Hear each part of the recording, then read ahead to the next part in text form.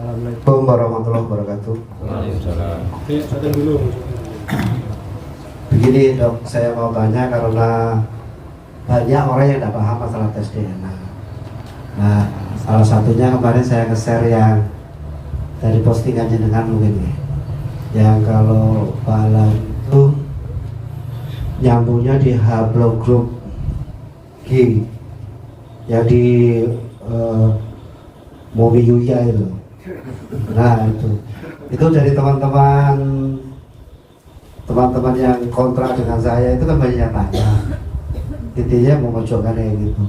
Nah saya ingin tahu, maksudnya tes DNA itu untuk menyatakan masih ada ketersambungan dengan Dzurriyyah Kanjeng Nabi berdasarkan yang dari awalnya Nabi Ibrahim itu C1, itu nanti cara mengambil sampelnya itu dari mana gitu, dari Nabi Ibrahim. Terima kasih. Wassalamualaikum warahmatullahi wabarakatuh.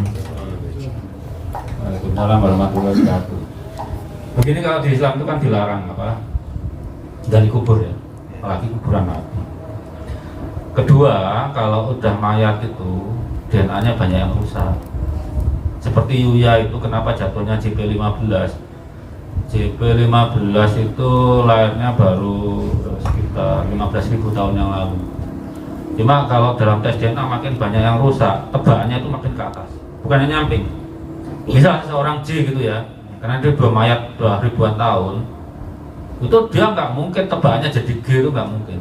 Cuma makin ke kakek, karena makin dikit nanti catatannya, makin ke kakek itu makin dikit loh, karena mutasinya makin dikit, makin ke bawah makin banyak. Nah makanya yang diambil keturunannya yang hidup. Tapi dibandingkan misal keturunan Nabi Muhammad yang dari Imam Ali, pasti ada yang keturunan sama dengan keturunannya Nabi Isa. Dihitung semuanya mutasinya. Kemudian informasi kita dari Nabi Ibrahim itu umurnya berapa? Kapan? Katakanlah 4.000 tahun yang lalu.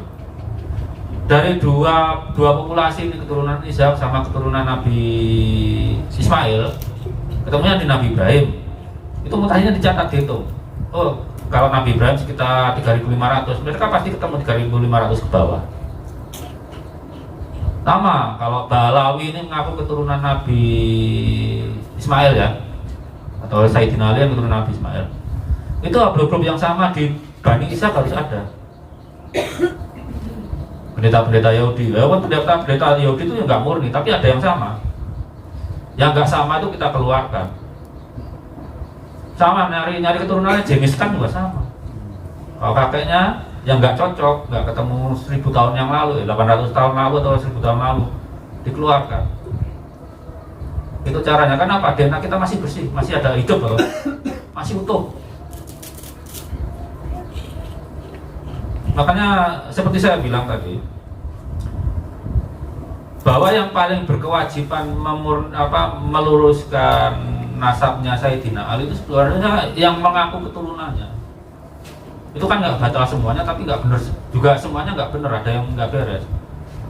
Agar apa? Mereka itu nanti nggak kena tuntutan menista Fatimah RK.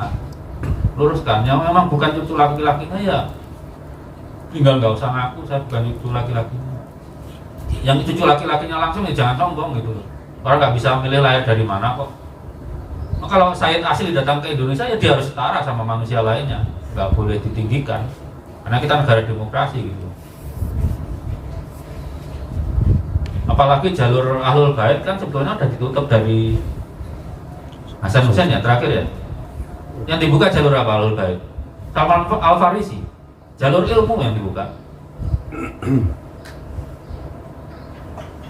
Jadi nggak ada keistimewaan keturunan Hasan Hussein setelah di bawahnya itu menurut saya udah nggak ada. Kecuali dia berilmu dan ilmunya itu bermanfaat buat kemanusiaan. Betul. Saya rasa itu. Jadi satu, nggak perlu gali kubur. Teknologinya sudah ada. Karena catatan yang dibuat Tuhan itu abadi. Yang paling lambat pun itu berubahnya juga lama ratusan tahun. Yang kita sebut senit itu sekali ditandai itu berubahnya 1 miliar tahun lagi. Masih lama banget itu. Tapi diandaikan buku ya Satu senit itu kita kira 3 kakek tuh baru ditandai satu senit. 3 atau 4 kakek gitu ya. Loncat-loncat memang sih ya. Itu kalau ke Nabi Adam kan mungkin sekitar 7.000-an generasi, baru 7.000 masih ada jutaan halaman lagi kosong. Jangan khawatir, masih jutaan halaman yang masih bisa ditandai Allah untuk keturunan kita. Tapi misalnya saya mutasi saya sendiri, itu seluruh keturunan saya yang masih sambung laki-laki tetap ada. Itu cara Allah mencatat nasab.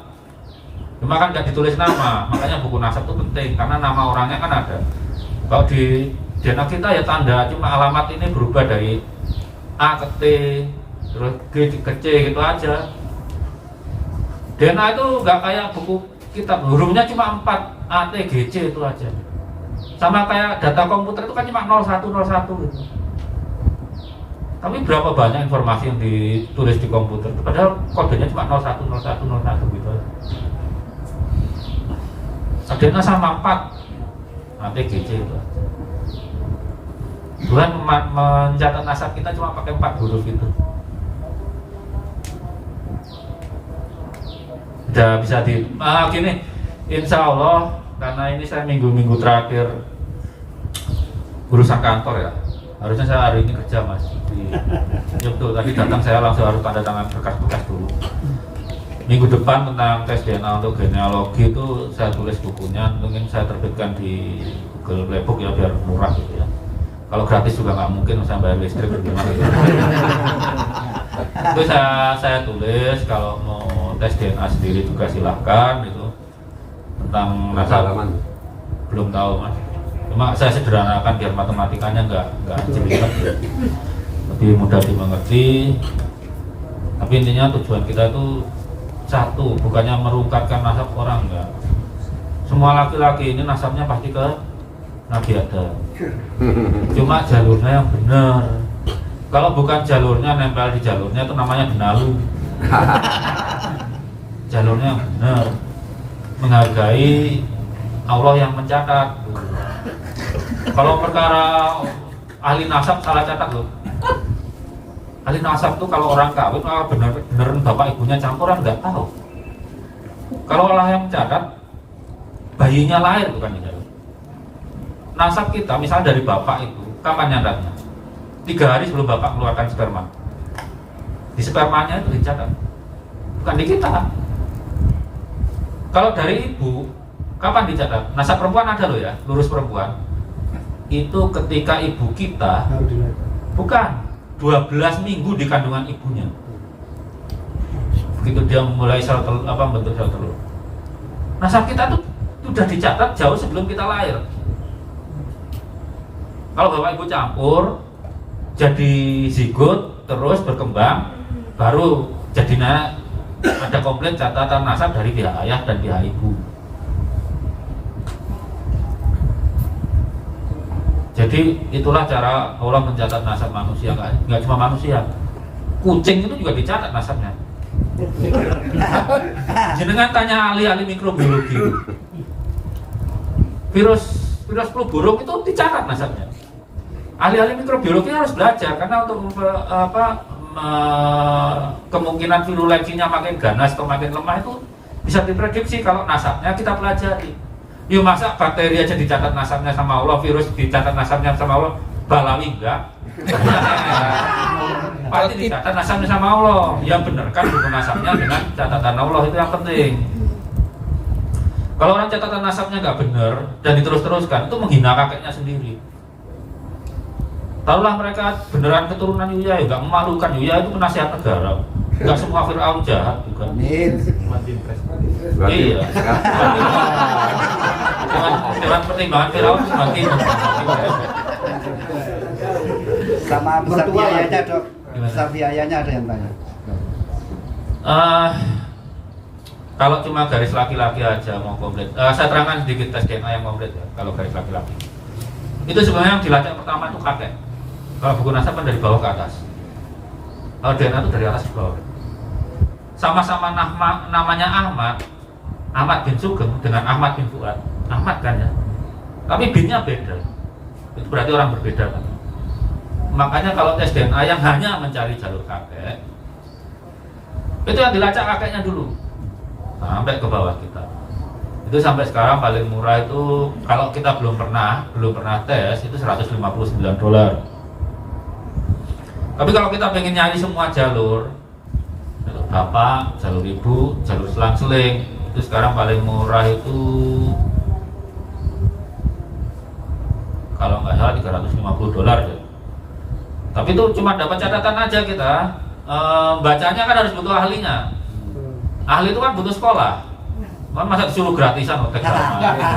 Itu orang di luar negeri itu konsultasinya $47 per jam. Karena mereka harus beli komputer gede. Itu kan 90 giga itu datanya 90 GB. Satu harddisk itu hard disk 128 giga itu hampir penuh. Harus beli komputer. Kasihan juga nggak dibayar.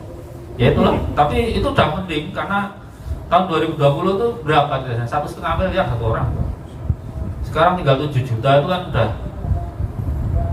Nanti kalau misalnya anak saya yang kecil udah kerja mungkin kalau sudah 500-an ribu nggak ada orang bisa ngumpetin nasab. Dan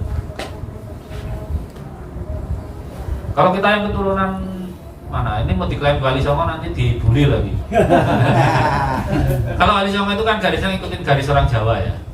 Apa anak laki-laki, anak perempuan, semua keturunannya dianggap bukan dianggap memang cucunya gitu loh. Nasab itu gunanya nyari-nyari nasab kan bukan nyari pengakuan. Silaturahmi, ketemu dulur. Bukan mau membanggakan nasab. Kalau Bani Wali Songo itu yang penting satu punya keahlian, dan gak ngisi-ngisi gitu ya. Di keahliannya dia berprestasi, terus kedua itu ya nyebar manfaat itu yang penting, gak usah tes. Kalau pengen tes DNA ya terserah, gak tes kan. Tapi kita kalau ingat wayang ya, jadi ngomong beladah aja. Kalau perhatikan tentang Werkodara ya diperlakukan itulah. Werkodara itu mengakui anak kalau anaknya bisa ngalahin bapaknya. Bani Wali Songo mending seperti itu. Berprestasilah lebih tinggi dari bapakmu, udah itu aja. Jangan ngikutin Balawi. Nasab untuk nasib. Ya gitulah. Kita nasab itu untuk nyari kerabat, bukan untuk minta diakui.